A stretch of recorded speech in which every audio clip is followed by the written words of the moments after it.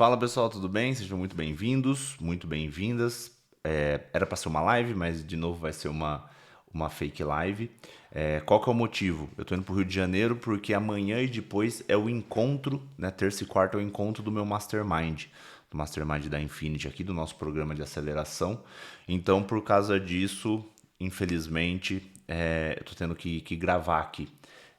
Tentei me sabotar algumas vezes, falei, nossa, não vou conseguir fazer um tema legal, fazer um negócio, não vai dar tempo de preparar, porque foi bem corrido esses últimos dias. Mas estou aqui, vocês podem até ver que não tá aquela luz normal, estou fazendo com a luz da janela mesmo, mas o importante é o conteúdo e eu quero trazer um negócio diferente hoje. Eu queria falar um pouco mais de aprendizados mesmo. Então, qual que é o tema, né? Qual que é o tema dessa live 17, dessa fake live? É o que eu aprendi lançando a primeira ganhadora do MasterChef, que foi como eu entrei no digital. Aí eu vou falar um pouco dos aprendizados que eu tive, logo que eu entrei, o que deu certo, o que deu errado. E acho que isso é um tema importante porque, apesar de ser realidades diferentes, né? Porque era começo de 2019, eu acredito que muita gente pode estar num momento parecido, ou tá com algumas dúvidas parecidas, ou tá passando por dificuldades que eu passei lá atrás, no sentido de, nossa, ele também passou por isso, vamos ver o que ele vai falar. Porque uma das formas da gente conseguir. Uma das formas não, né? A maior forma da gente conseguir crescer é sempre baseado no feedback. E esse feedback pode vir de algo que a gente errou e vai consertar, ou de conselhos, ou de vivências de outras pessoas que vão te ajudar, né, a ter esse feedback mais rápido do que você tá fazendo. Então eu acho que isso é muito importante. Eu quero trazer algumas coisas dessa live para você. Vou chamar de live porque eu já acostumei, né? Toda semana fazendo isso, acabou ficando live. Antes de começar, só os avisos que eu sempre dou de se inscrever no canal, para saber de todas as lives tem a descrição aqui embaixo, mas é importante, toda semana a gente abre vagas para fazer uma análise de agência, né? Análise de agência, de coprodução, você trabalha com infoproduto, até se você é especialista, estrategista, tem o link aqui embaixo. Você vai fazer uma aplicação, a gente vai selecionar algumas pessoas, porque não dá para fazer call com todo mundo, e aí a gente faz em 30 minutos uma análise 360 e sai com um plano de ação. Essa semana fui eu que fiz, né? Essa semana passada eu que fiz. Dependendo do quando você tá vendo, pode ser que eu ainda esteja fazendo alguma, se não, vai ser como com uma equipe minha, com meu sócio, pessoas tão capacitadas quanto, tá? Então, isso é importante, só pra gente ficar alinhado, tá? Então clica aqui, tem aqui embaixo, tá escrito análise de agência, é só clicar lá, você vai ser direcionado. Beleza? Maravilha. Tô com a minha colinha aqui com algumas coisas que eu anotei que eu acredito que, que seja importante, né? Mas como que começou essa história minha no digital, né? Eu empreendo aí há, sei lá, quase 20 anos e eu sempre fui no físico, né? Fiquei quase 15 anos no mundo físico, trabalhei com logística, com licitação, com marketing de guerrilha, com panfletagem, trabalhei muito tempo com evento, com formatura. Então foi sempre o mundo físico e muitas dessas empresas era licitação. E qual que é o problema de licitação? A licitação, além de ser uma politicagem que eu não gosto muito, para alguém ganhar, outra pessoa tem que perder.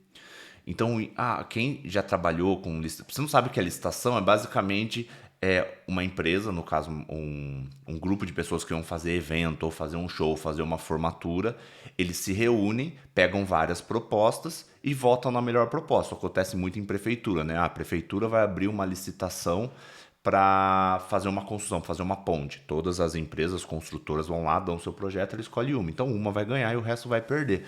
O que deixa a concorrência muito escrachada, porque você vê o seu concorrente, você vê que já teve caso de concorrente meu começar a fazer a apresentação dele mostrando o Reclame Aqui de outra empresa. Já teve caso de concorrente que furou o pneu do outro porque tava para chegar atrasado. Cara, já teve de tudo. Então é um sentimento de escassez muito grande, sabe? Você precisa que o outro perca para você ganhar e esse é um negócio que estava me fazendo um pouco mal. E quando eu comecei a acompanhar o digital, comecei a acompanhar o Érico Rocha, bem antes de eu entrar no digital, eu já acompanhava o Érico Rocha bem no começo. Eu comprei um curso do Gabriel Goff. acho que em 2015, 16, não lembro. Só que eu comprei em 16. Só que eu comprei pelo link de afiliado do Érico Rocha, aquela época todo mundo se afiliava, né? E aí eu ganhei uma entrada pro Fórmula de lançamento ao vivo em 2017. Em 2017, no final de 2016, não lembro. E aí eu fui conhecendo cada vez mais, comecei a achar cada vez mais interessantes, mas fiquei com isso na cabeça, porque até então, cara, vou lançar o que e quem. Isso foi maturando. No decorrer do tempo, a Elisa Fernandes, que ganhou o primeiro MasterChef, ela é muito amiga minha até hoje. E a gente se conheceu na faculdade e ficou muito amiga, porque ela namorou por muitos anos uma pessoa que dividia quarto comigo na República, né? Fiz faculdade em São Carlos. Então a gente acabou ficando muito amigo. E aí, ficamos amigos, tudo mais, continua. Ela ganhou o MasterChef e foi morar na França. Ficou um tempo na França lá, né, fazendo carreira lá e voltou. Quando ela voltou, a gente se falou, falei, pô, vamos se encontrar. E aí a gente se encontrou em Campinas, né?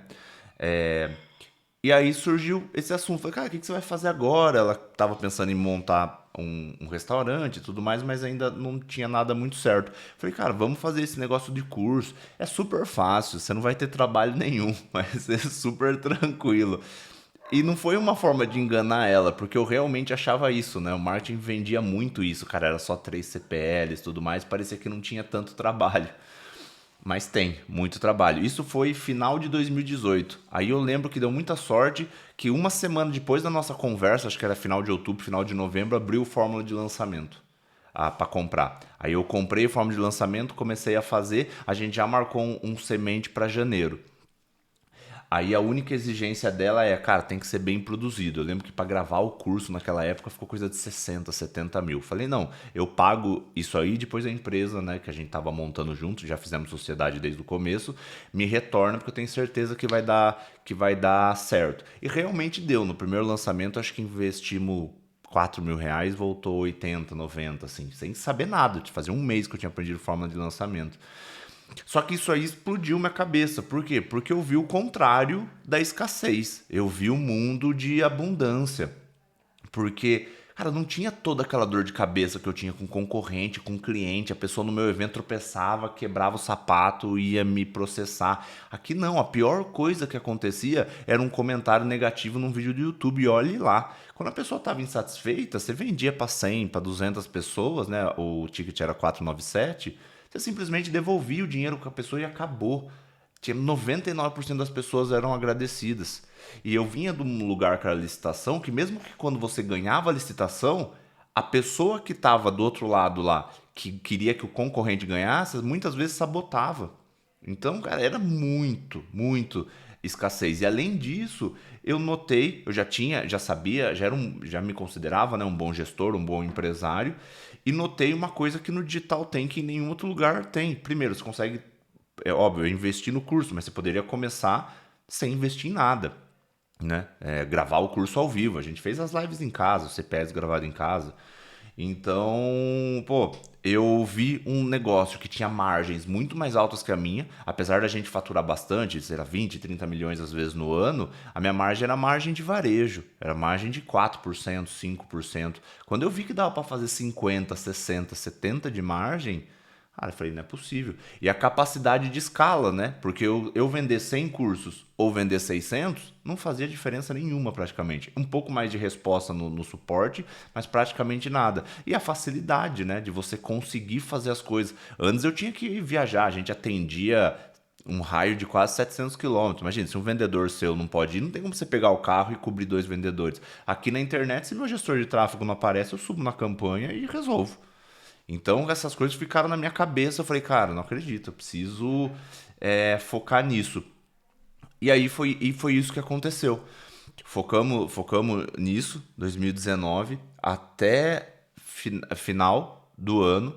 É, a gente vendeu por volta de 1 milhão.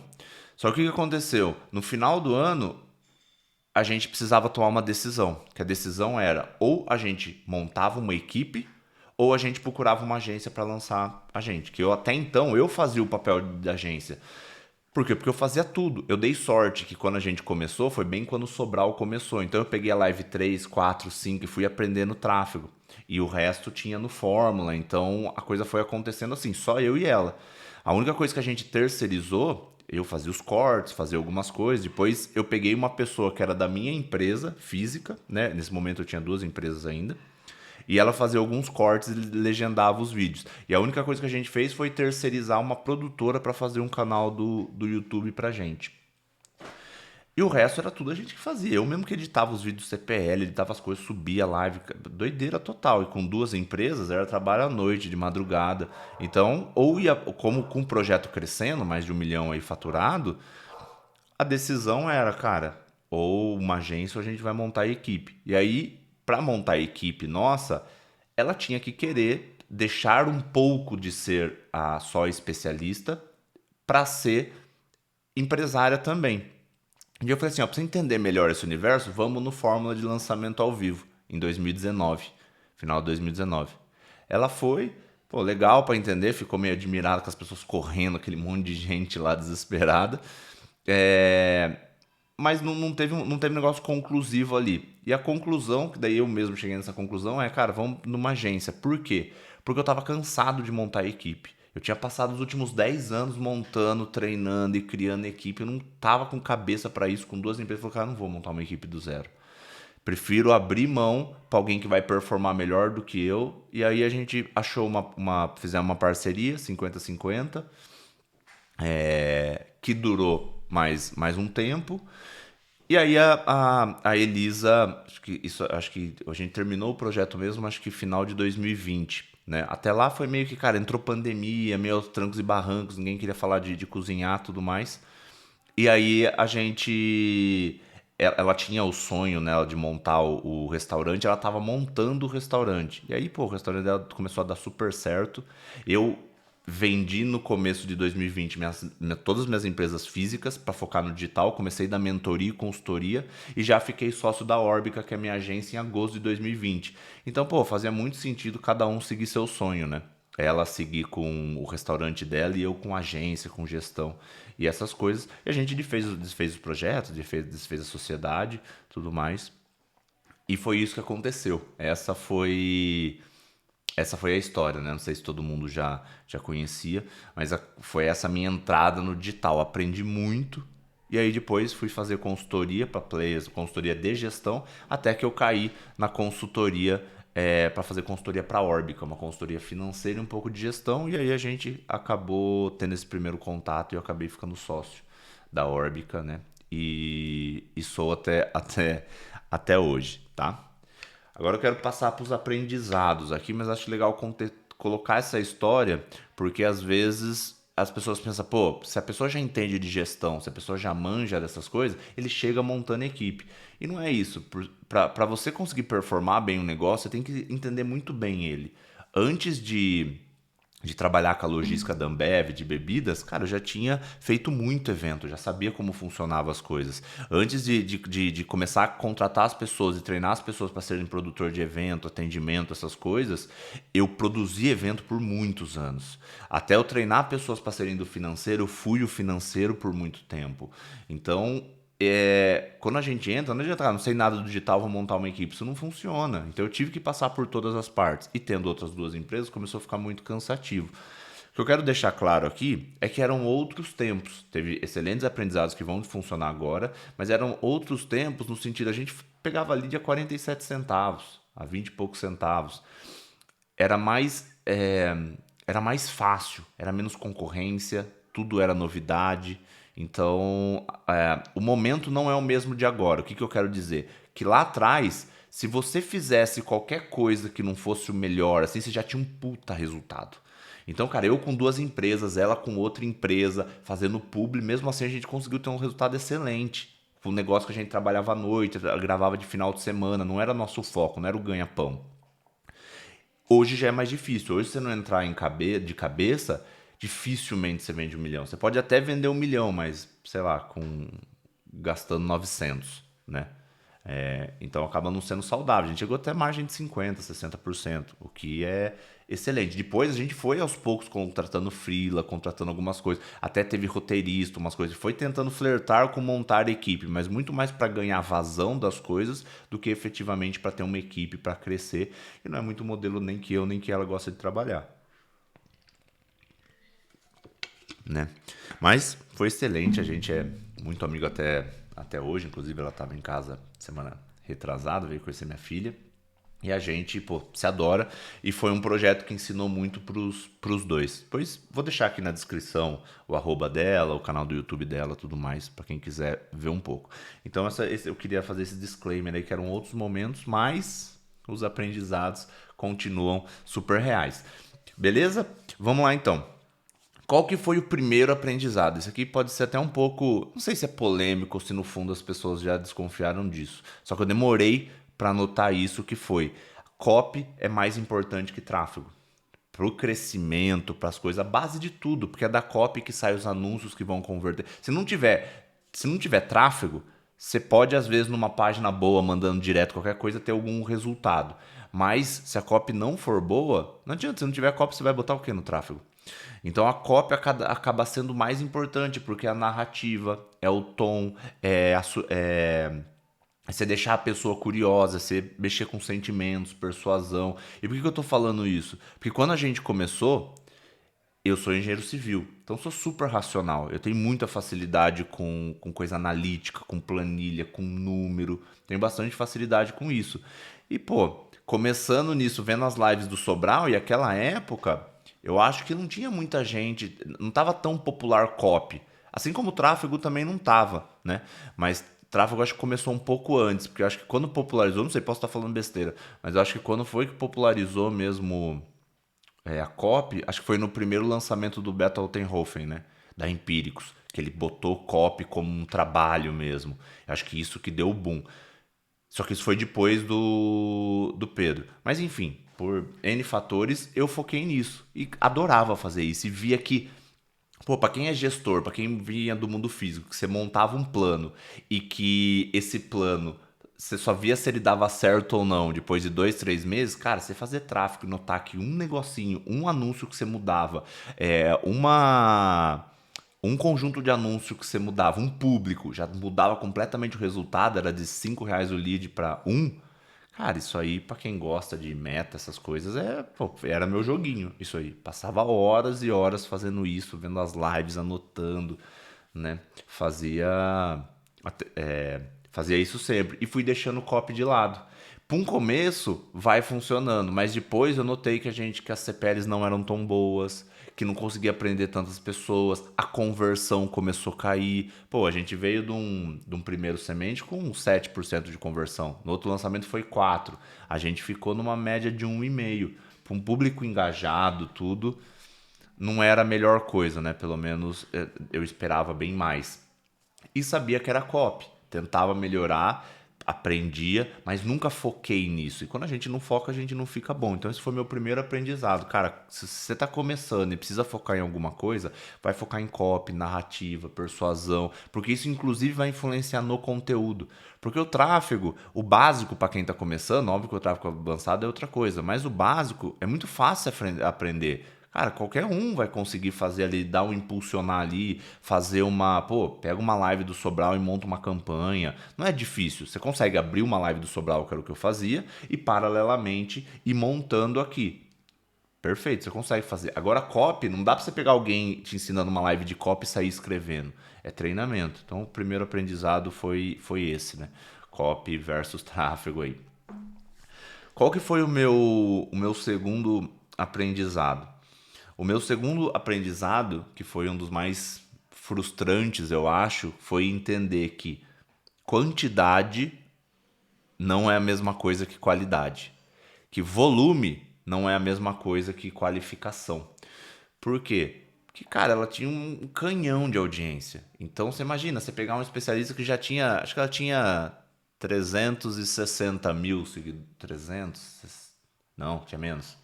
Ela tinha acho que uns 250 mil seguidores quando a gente começou. Mas eu fazia a conta, cara, se eu vender para 10% disso, já dá 2.500, faz vezes R$ 500. Cara, ficava com essa conta na cabeça. Quando a gente começou a anunciar, fazer captação, ela foi acho que de 250, sei lá quantos tinha, para 160. Eu lembro que ela ficou desesperada. Eu falei, ó, a gente tá limpando a base. Antes você era influencer.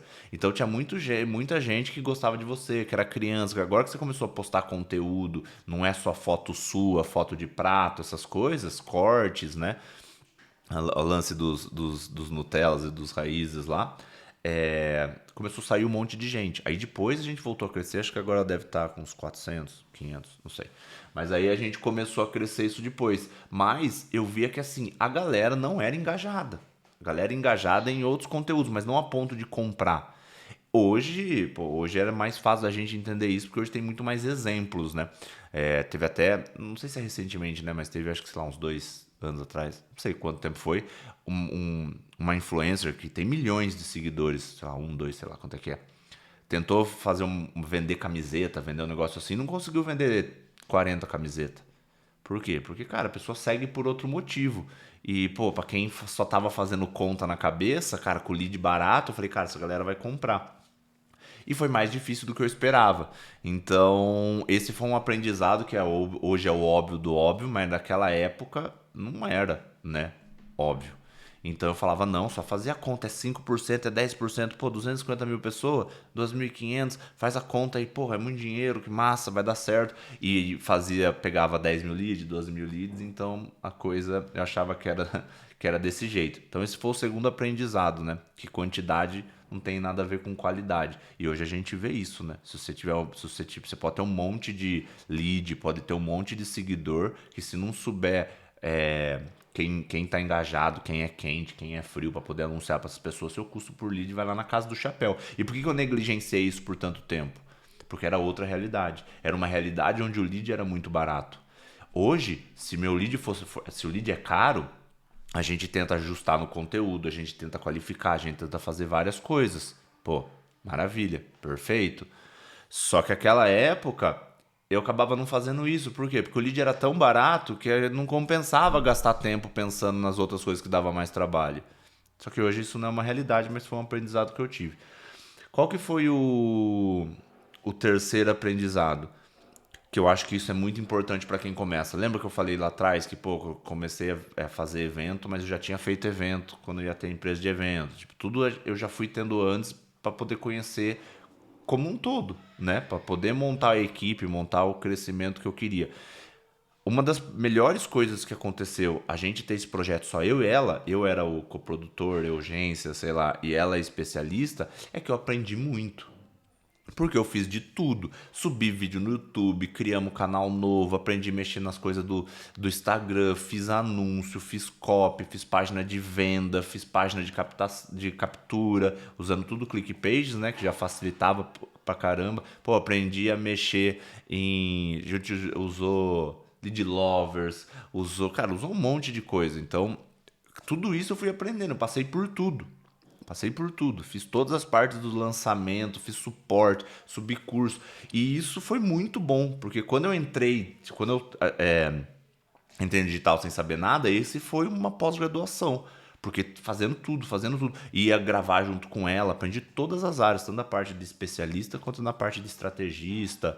E senti que isso cresceu muito, que quando eu entrei não, né? Quando eu comecei a participar de masterminds, essas coisas, eu vi que eu já tinha uma bagagem estratégica legal.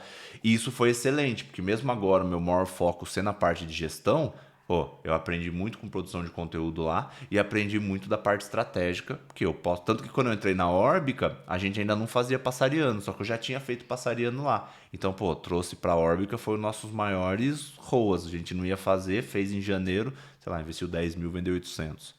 Então, esse tipo de coisa eu vejo que agregou muito na minha formação profissional aqui pro digital. Então essa parte de fazer de tudo vale para qualquer coisa, né? Não vale só para o marketing digital. Mas no digital você tem a oportunidade de fazer tudo. Você pode aprender a fazer uma página, você pode aprender a fazer tal coisa. E isso te capacita bastante para quando você for montar uma equipe, entender o 360. Então essa foi uma dica importante. São 6, tá? Essa aqui é a terceira. A quarta. Qual que é a quarta? A quarta, que inclusive é o tema da minha live 13. Isso aqui é 17, tem a 13, depois dá uma olhada lá, que é o como identificar um especialista 7 dígitos. Cara, a Elisa tem todas as qualificações aí para o que a gente chama de um personagem atrativo. E aí, quando eu falo especialista 7 dígitos, eu não tô nem falando especialista que faz um lançamento 7 dígitos. Porque, cara, não é tão fácil você vender 1 milhão em 7 dias. Mas um especialista que vai vender 1 milhão em um ano. Então ela tem todas essas qualificações. Para vocês terem uma ideia, a gente montou o canal do YouTube do zero. Até hoje a gente nunca investiu um centavo no canal, né? Ele tá meio. Não tá super ativo. Mas a gente, em coisa de 30 e poucos dias, eu acho, já tinha 100 mil pessoas. E depois de mais 2, 3 meses já tava com 200 mil. Hoje deve estar com 270. Eu até tenho ele aqui. Vamos ver aqui. Até deixei. Ó, esse aqui é o. Deixa eu voltar pra cá. Esse aqui é o canal. Ele tá meio parado aqui, os principais. Ó, tem vídeo com 1 milhão de visualização. E nada de tráfego aqui, a gente não fazia. 1 milhão de, de visualização aqui. 900 e poucas mil aqui. Então, assim, foi tudo vídeo. E esses vídeos, eles são super bem produzidos. Aqui a gente contratou uma produtora, a Ilana, uma grande amiga nossa, que fez com muito cuidado, com muito esmero e explodiu. Explodiu. Foi surreal. Esse aqui também foi uma das coisas que eu pensei no sentido de, pô, vai explodir porque o canal foi muito rápido. Mas não necessariamente é um. O que eu entendi? Que esse tipo de conteúdo é um conteúdo muito palatável, né? É um conteúdo que, assim, você pode não ser. Você não tem nenhum interesse em gastronomia, mas é gostoso assistir. E depois de um tempo eu notei muito isso fazendo lançamento em tatuagem, fazendo lançamento em desenho. Porque, cara, a pessoa fazendo desenho, você fica assistindo. Então o canal bombou por muitas pessoas que nem cozinham. Isso dá uma falsa impressão, porque ali não era um conteúdo, é óbvio que ensinava a fazer uma receita, mas como ela trazia boas práticas da alta gastronomia para comidas brasileiras, pô, a galera pirava, era gostoso de assistir, era bem produzido. E dentro desse lance do personagem atrativo, ela se comunicava muito bem. Era uma pessoa que estava acostumada a dar entrevista, uma pessoa que estava acostumada com TV, com um monte de tela, com aquele negócio, tipo, não travava na frente de uma câmera, tá? Então, isso ajudava muito. E depois vocês dêem uma olhada lá na live 13, onde eu falo todos os pontos, né? Acho que são, não sei, são 16 pontos, acho, pra analisar. E aqui esse claramente, é uma pessoa super carismática, que falava bem, que era muito competente, que já tinha tido um resultado excelente. Cara, isso. Então, o quarto aprendizado é, cara, você precisa sempre buscar um especialista que tem aquelas características que eu listei na live 13, né? Que é um especialista que tem esse potencial de faturar 7 dígitos, que é uma personalidade atrativa, né? Que dá vontade de assistir. Maravilha. Qual que é o quinto item, né? Aprendizados, né? É a equipe sempre vai ser um limitante. Não adianta, por melhor que você seja individualmente, a equipe sempre vai ser um limitante. Ixi, pera que me desfocou aqui. Boa. A equipe sempre vai ser um limitante. Cara, a gente vê isso no futebol, né? Muito. Eu sempre dou exemplo de futebol aqui, né? Mas, cara, não adianta você ter o Messi, não adianta você ter o Neymar. Se o resto da equipe não performar, não adianta. Por mais que eu fosse bom em montar a equipe, que estivesse entendendo um monte de coisa do marketing digital, ela fosse uma excelente especialista, a parada não vai, entendeu? A parada não vai se você não tiver uma equipe. Então eu senti que a gente jogou muito para baixo o nosso faturamento que poderia ser maior e foi mais cansativo do que precisava por causa disso da equipe, da gente não ter focado em montar a equipe, essas coisas muito pelo meu cansaço em fazer isso, né?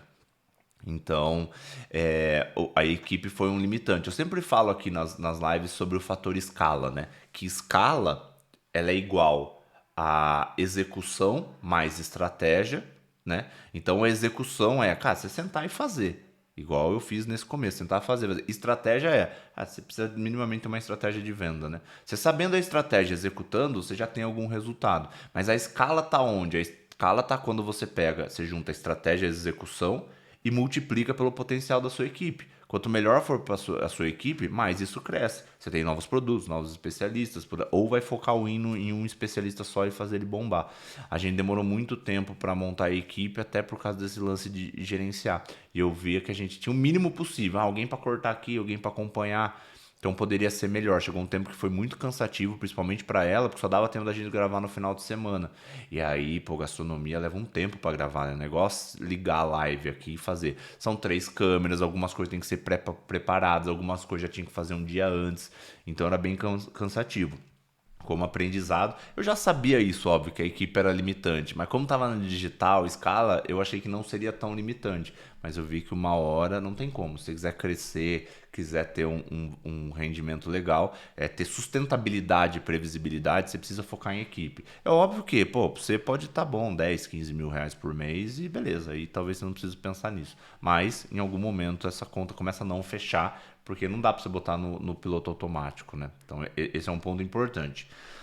O sexto, né? Sexto e último aqui, foi aprendizado, foi a diferença de vender hobby ou vender alguma coisa profissionalizante. É muito difícil vender, é muito mais difícil vender hobby.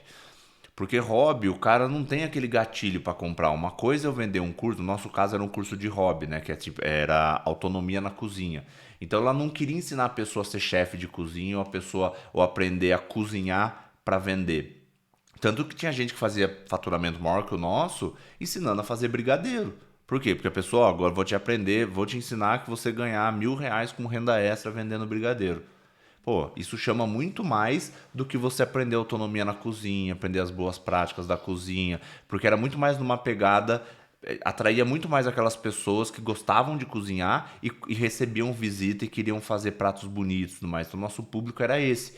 É um público de hobby. Qual que é a parte boa do público de hobby? E eu também tenho esse público na agência que é de desenho realista, né? De desenho. A parte boa do público de hobby é que ela tá sempre vendendo.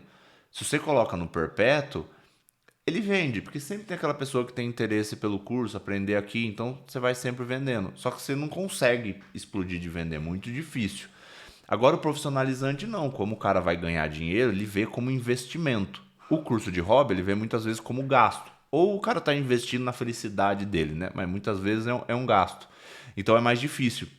Isso eu notei claramente, que às vezes a gente fazia uma comunicação que flertava um pouco mais com o profissionalizante e já mudava um pouco as coisas, né? E esse também foi um dos motivos de que a gente desfez, porque uma pergunta que pode surgir é, cara, beleza, aí vocês foram para uma agência, por que terminou isso da agência? Porque a agência notou exatamente essas coisas, que é óbvio, né? Comentar agora, depois que passou, é mais fácil, na hora ali é mais difícil. Mas ela notou a mesma coisa. Se a gente não começasse a falar de forma mais profissionalizante o como a pessoa ia virar uma personal chef, ou como a pessoa ia vender e tudo mais, ficava muito difícil. E como era meio a meio, 50 agentes, 50 agência, e todo o custo estava na agência, né, de equipe, para a agência começou a não fazer sentido. E aí os focos começaram a mudar também, já estava meio que para voltar a pandemia, o restaurante começando a performar tudo mais, e a gente optou por desfazer. Mas esse é um aprendizado muito importante. E hobby versus profissionalizante, né? Eu conseguia comparar muito bem o curso que eu vendia de desenho e o curso que vendia de tatuagem. Pô, é muito mais fácil fazer o de tatuagem, porque você fala pro cara que o cara vai aprender e vai ganhar alguma coisa com isso. Agora com desenho é muito mais difícil, né? Não só desenho, tô dando exemplo que eu tenho, mas qualquer um que é profissional, que é hobby. Repassando aqui os seis aprendizados que eu acredito muito que podem servir para vocês também, que é, primeiro, que copy é mais importante que tráfego. Cara, copy narrativa é mais importante. Segundo, que quantidade e qualidade não é a mesma coisa. Ah, se você tiver poucas pessoas, mas com uma qualificação boa, você vai vender qualquer coisa para essa galera. Tem muita gente com nicho com um perfil super pequeno que vende muito. Terceiro, É importante no começo você saber fazer de tudo, se aprender como funciona uma página de captura, como funciona um anúncio, como funciona uma copy. Você não precisa ser um designer, mas você precisa entender como o negócio funciona, o que que é uma primeira dobra, quantos campos vai ter para você conseguir cadastrar, se o vídeo de vendas tem que ser desse jeito ou desse jeito, edição, sei lá, você tem que entender essas coisas. Esse é o terceiro. Quarto ponto, cara, é vital você ter um especialista com potencial de 7 dígitos. Um especialista que seja um personagem atrativo, que é o que eu falo na Live 13. Isso é fundamental, porque senão não tem crescimento. Óbvio, quanto melhor o especialista, mais fácil vai ser esse crescimento. Quanto mais difícil, mais você vai ter que trabalhar, obviamente. Quinto ponto, equipe é um limitante para qualquer coisa. Já tenha isso desde o começo. Se você quer montar para ter um negócio no digital, para montar uma renda extra, cara, perfeito, vai do jeito que dá. Para morar na praia, não sei. Mas se quiser ter um negócio que cresça com sustentabilidade, que dê bastante dinheiro, já pensa em equipe logo no começo.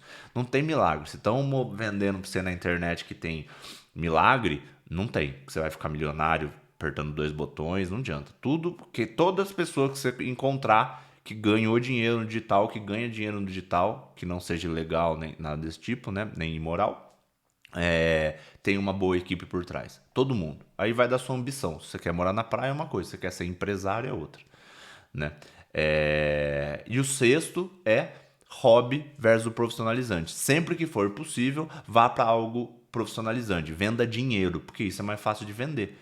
Porque você pode falar assim, cara, seguinte, você vai pagar R$ 2.000 no meu curso, em 30 dias você recupera esses 2.000. Pô, tem coisa mais fácil de vender que isso? É por isso que investimento vende tão bem, porque o cara acha que já vai pagar. É por isso que milhas vende tão bem, porque milhas como ninguém conhece, é muito fácil você ter uma rentabilidade legal em milhas, né? Sou muito amigo do Rodrigo Góes, cara, é sensacional o produto dele. E com certeza, você compra o produto e você retorna o dinheiro que você investiu. Pô, não é à toa que os caras fazem 8 dígitos em um lançamento. Entendeu?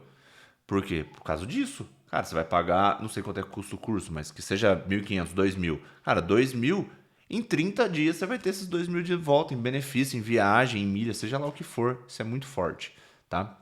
Então, são esses 6 pontos de aprendizado que eu queria falar para vocês. Essa live é um pouquinho mais curta, né? Queria retomar o negócio da análise da agência. Se você está patinando, se você está começando, ou se você já está avançado, cara, não perca essa chance. Faça aqui, clica ali, você vai cair num Forms. Eu vou passar para vocês algumas metodologias. Cara, vou falar sobre vocês várias coisas. E se você tem interesse nos nossos programas, nas nossas mentorias, ou me manda uma mensagem em qualquer lugar, ou cai nessa análise de agência que no final sempre tem uma oferta. E aí você vai entender dos nossos programas para potencializar e levar você para o próximo dígito de lucro. Porque próximo dígito de faturamento tem um monte de gente que faz isso e não ganha um centavo. Esse não é meu interesse. Gente, novamente, desculpa por não ter conseguido fazer a live. Espero que vocês tenham gostado. Pelo menos eu gravei, que é um conteúdo diferente do que eu costumo fazer. Se pra você foi legal, você chegou até aqui, acho que foi legal. Cara, dá um comentário, dá uma curtida aí, que é um modelo um pouco diferente. Talvez eu traga mais desse tipo. Beleza, gente? Tamo junto. Valeu.